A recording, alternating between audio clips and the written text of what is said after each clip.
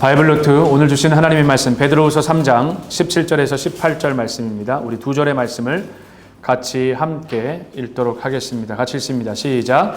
그러므로 사랑하는 자들아 너희가 이것을 미리 알았은즉 무법한 자들의 미혹에 이끌려 너희가 굳센 데서 떨어질까 삼가라. 오직 우리 주 곧 구주 예수 그리스도의 은혜와 그를 아는 지식에 자라가라. 영광이 이제와 영원한 날까지 그에게 있을지어다. 아멘. 자, 베드로전서와 베드로후서를 아주 쉽게 이해하는 법을 알려드리겠습니다. 저를 보시면 되겠습니다. 베드로전서와 베드로후서는 사실 별 하나로 이해할 수 있어요. 베드로전서 같은 경우에는 외부의 핍박으로부터 어떻게 견딜 수 있는가에 대해 맞춰져 있고, 외부의 핍박을 잘 견디면 다 될 줄 알았더니 베드로후서는요, 갑자기 내부 안에서 일어나는 거짓 교사와 이단 문제로 힘든 것이 바로 베드로후서예요. 그러니 베드로전서와 베드로후서는 지금 우리가 섬기고 우리가 살아가고 있는 이 교회 공동체 안에, 혹은 이 지구상에 예수 그리스도의 피값으로 세워진 교회 안에 끊임없이 일어나고 있는 문제와 어려움 중에 하나입니다. 그것을 방지하기 위하여서 필요한 것이 바로 지난주에 말씀을 나눴던 성경 해석의 중요한 요소예요. 사실 성경 해석은 두 가지로 요약될 수 있습니다. 그게 뭐냐면 exeges라고 하는 해석 방법하고 eiseges라고 하는 해석 방법이에요. 그러니까 EX로 시작되는 exeges는 성경을 밖으로 읽다라고 하는 거예요. 굉장히 중요하죠. 성경을 어떻게 읽는다고요? 밖으로 읽어내는 거예요. 근데 에이스라고 하는 이 N이라고 하는 이 단어는 뭐냐면 에이스지저스는 뭘 말하냐면 성경을 안으로 읽다라거든요. 근데 문제는 이 성경 해석이 그렇게 중요한데, 성경 해석이 그렇게 중요한데 대부분의 사람들이 이 두 가지 방법으로 성경을 해석하면서 다 에이스지저스 방법으로 성경을 해석하는 거예요. 안으로 성경을 해석하는 방법입니다. 안으로 성경을 끊임없이 해석을 하다 보면은 어떤 문제가 생기느냐? 자기 생각, 자기 기준, 자기 상황에 맞춰서 그 말씀을 해석하는 거예요.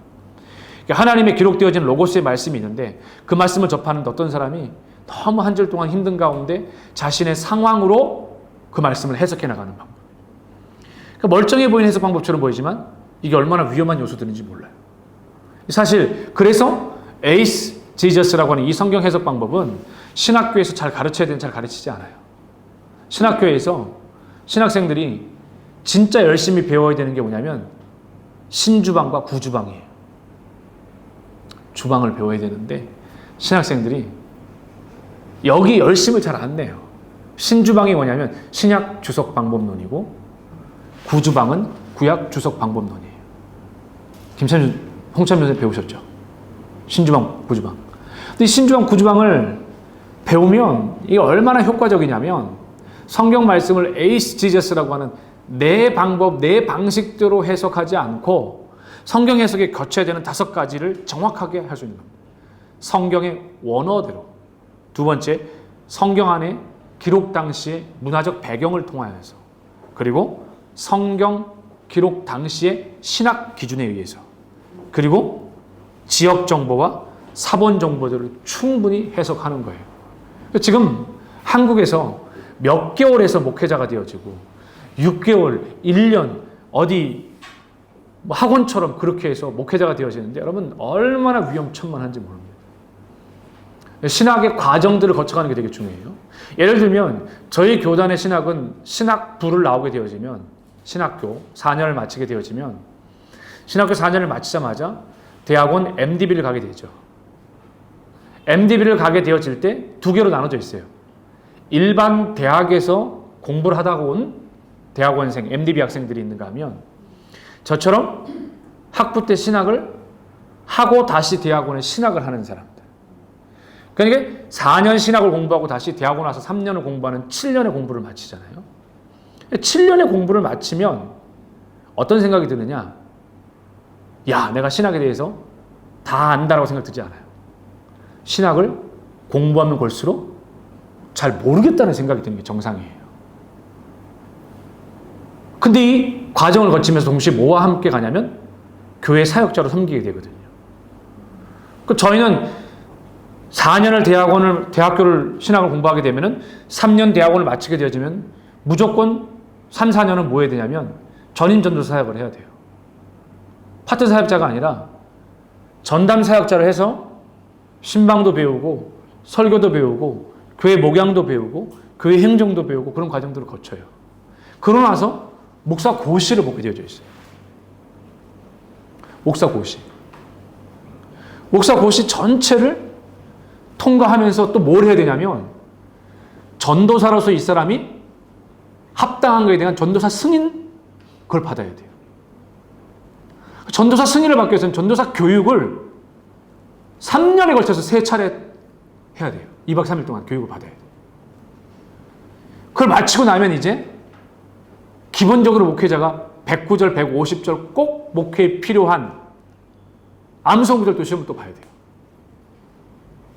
전자 승인이 끝이 나고 나면은 목사 고시 같은 거 끝나고 나면 그런 과정들을 다 거치면 아무리 빨라도 10년 안에 목회자가 될 수가 없어요.